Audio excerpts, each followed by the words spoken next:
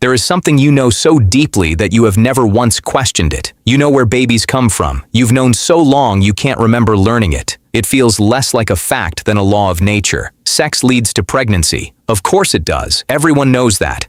So let me ask you something that sounds almost stupid. How do you know? Not from experience alone. The cause and the result are 9 long months apart. You know because someone told you. Who told them? Someone before. Follow that chain back. Through your parents, their parents, thousands of generations. And you reach a moment where nobody had told anyone yet. A time before this knowledge existed at all. Picture an ancient human looking at a pregnant woman completely baffled by what is happening to her body.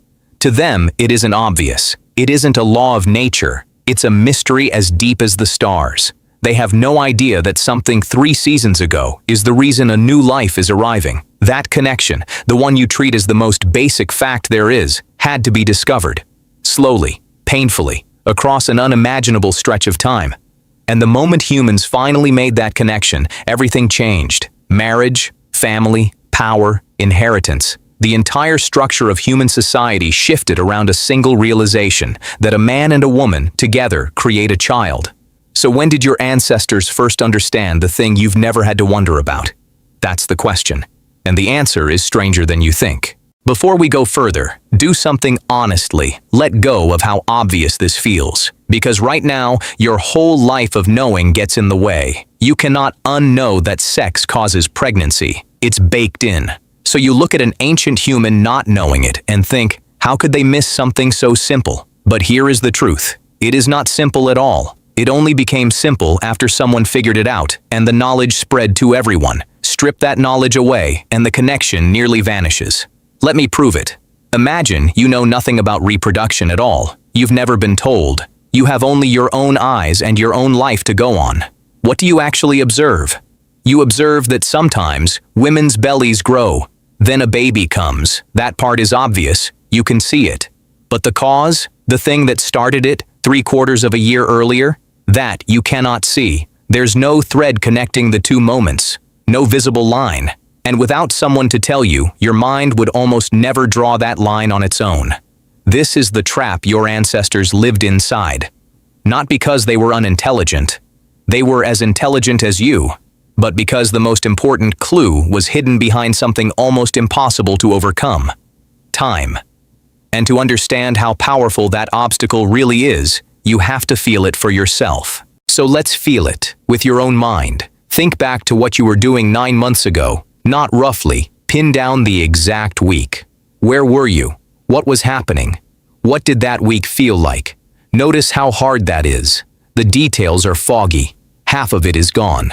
9 months back, the specifics have dissolved into a blur. Now imagine that today, a baby arrives, and the only clue to where it came from is buried back in that foggy, half-forgotten week. Could you find it, with no one to guide you and no concept to look for? You'd be staring into the same fog your ancestors stared into. You'd be just as lost as they were. This is the 9-month wall, the heart of the entire mystery. Your brain is a cause and effect machine, extraordinary at it. But it works best when cause and effect sit close in time. Touch something hot, feel pain instantly. You learn that link at once.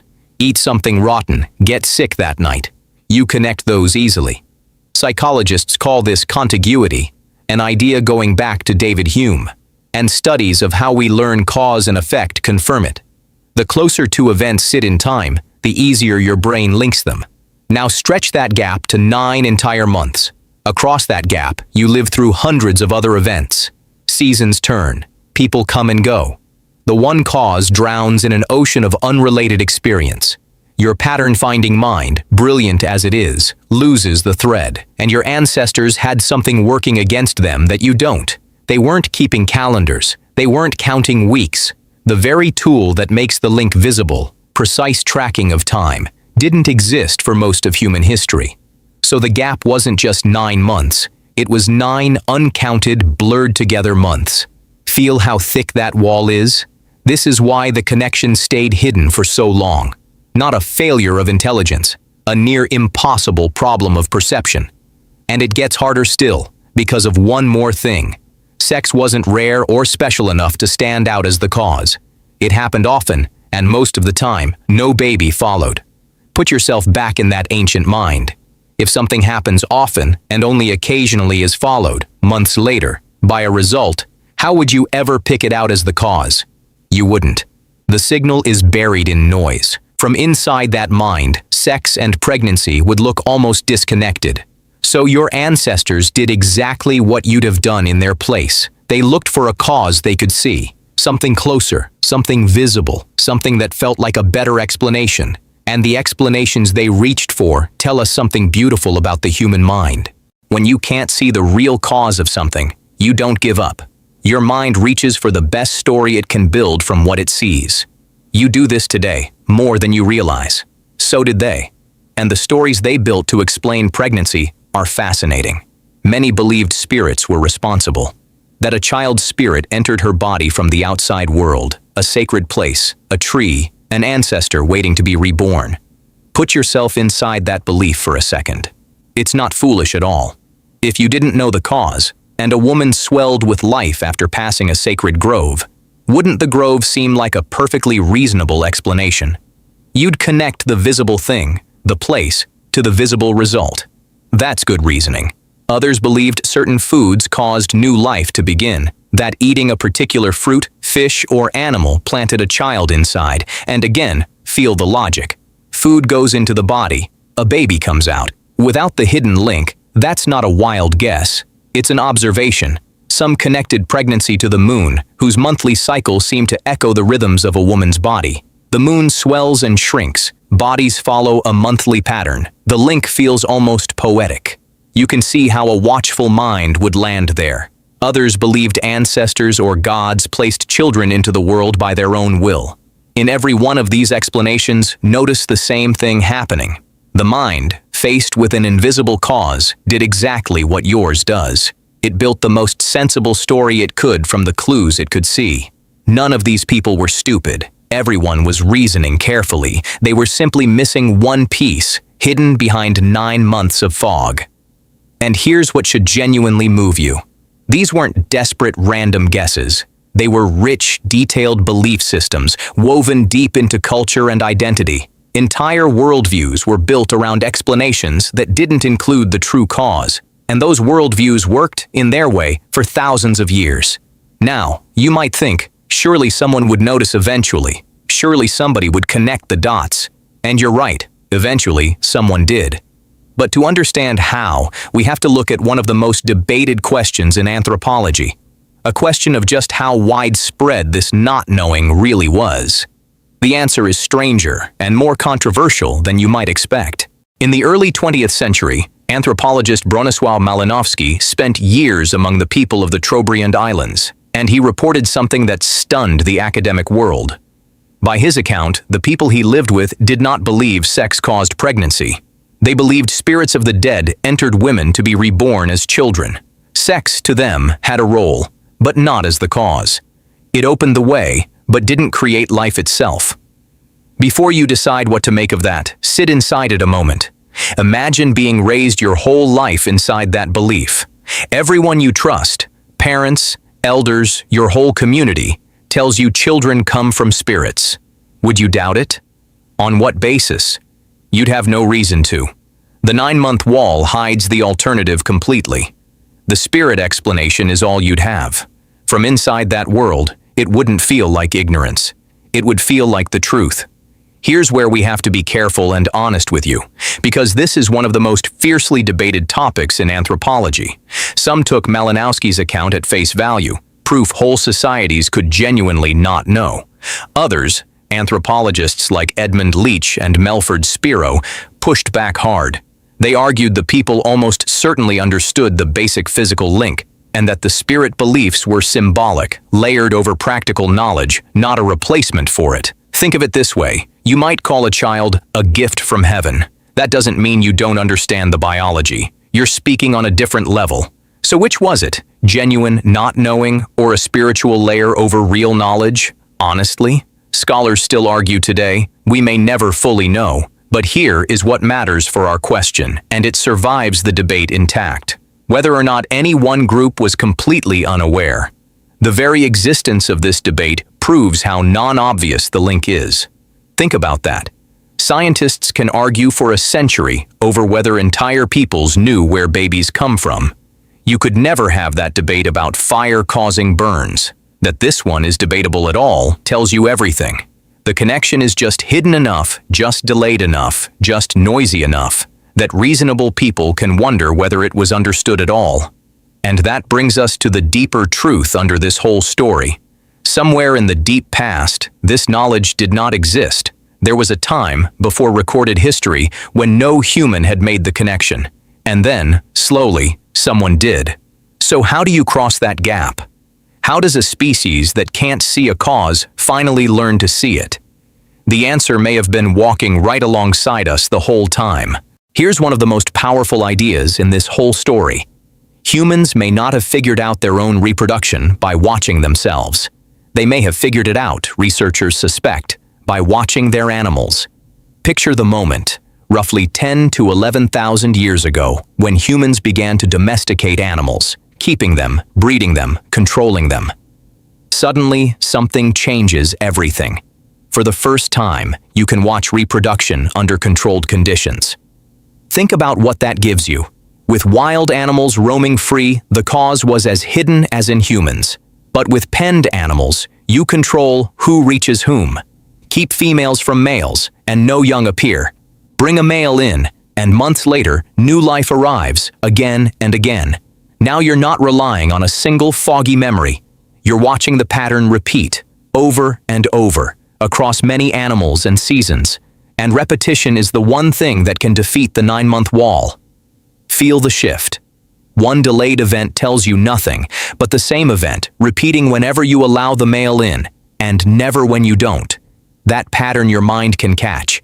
It breaks through the fog. So picture yourself as one of those early animal keepers. Season after season, you notice it. Male present, young follow. Male absent, nothing. And one day, a quiet thought rises in you that maybe no human has ever fully held before. This leads to that. Feel that small chill. That quiet, world-tilting moment of realization. That is the connection being made.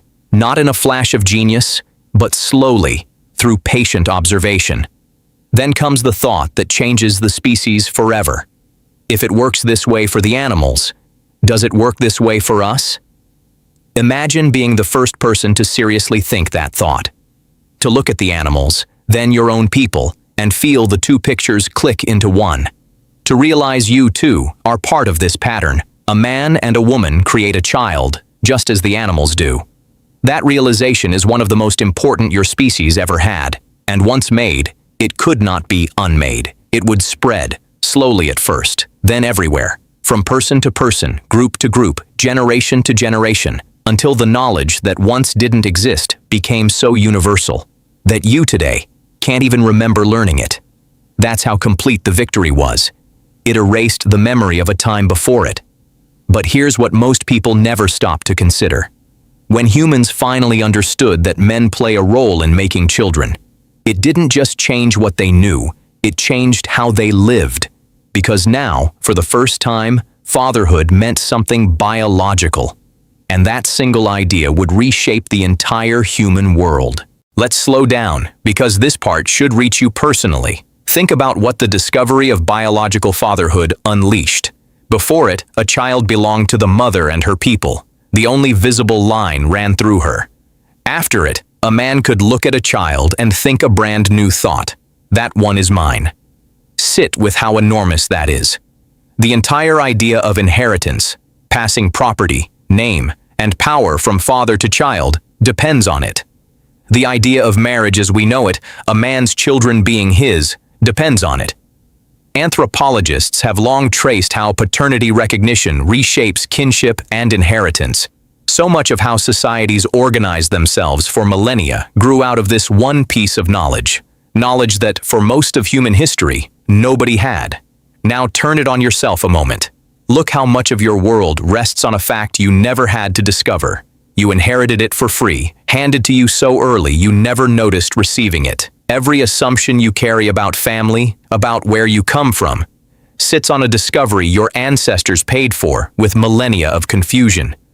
You walked into the final scene of a story that took all of human history to write, and you treat its hardest-won conclusion as the most obvious thing there is. That should stop you in your tracks, because it means something humbling and strange. The things that feel most obvious, the most basic, can't even question it facts, are not obvious at all. They only feel that way because someone, long before you, did the hard work of figuring them out. You're standing on a mountain of discovered knowledge so tall, you've mistaken its summit for the ground. So, when did ancient humans first understand that sex caused pregnancy? The honest answer is that there was no single day, no one moment we can mark. It was not one discovery, but a slow dawning, spread across the world at different times and places. For some, the animals revealed it. For others, patient observation across generations. The knowledge appeared, faded, was held in some places, missing in others, until at last it became part of the shared inheritance of our entire species. But step back and feel the real shape of this story. For the vast majority of human existence, we did not understand our own origins. We built tools, tamed fire, crossed oceans, painted on cave walls, all while the simple truth of where we came from stayed hidden behind a wall of time. And that should fill you with something unexpected. Not embarrassment for your ancestors, awe at them. Look at what they were up against. A cause split from its effect by 9 foggy months. A signal buried in the noise of everyday life. No calendars, no records, no one to tell them. And still, they figured it out. They cracked one of the hardest causal puzzles a mind without science could ever face. And they did it the way humans do everything remarkable. By watching, by patience, by refusing to stop wondering. Now come all the way back to the beginning, back to you, to that fact you've never once had to question. Sex leads to pregnancy. Of course it does. Everyone knows that. But now you know the truth behind that, of course. It wasn't always known. It was one. Somewhere in your ancestry, a person looked at the animals, then their own people, and felt the two become one. And that quiet realization traveled across thousands of years, through an unbroken chain of human beings, until it reached your mind so early and so completely that it felt like it had always been there. It was never always there. Someone discovered it. Someone passed it on. Someone made sure you would never have to wonder. So the next time you catch yourself certain that something is just obvious, pause for a moment. Ask the same question we started with. How do you actually know? And feel the long line of people standing behind that knowing. Every fact that feels obvious was, once, a mystery to someone. Every certainty you hold was, somewhere, a hard-won discovery. You didn't figure out the world alone. None of us did. You were handed it, piece by people you will never meet. People who stared into the fog you never have to see, who crossed walls of time you never have to climb, who turned mysteries into the ordinary facts you take for granted. The connection between sex and life, the most basic fact about how you came to exist, was one of the last things our species learned to see. And the fact that it feels obvious to you now is the quiet proof of just how far we've come. Your ancestors looked at a pregnant woman and saw a mystery. You look at the same thing and see the answer, and the whole distance between those two views. That is the story of being human.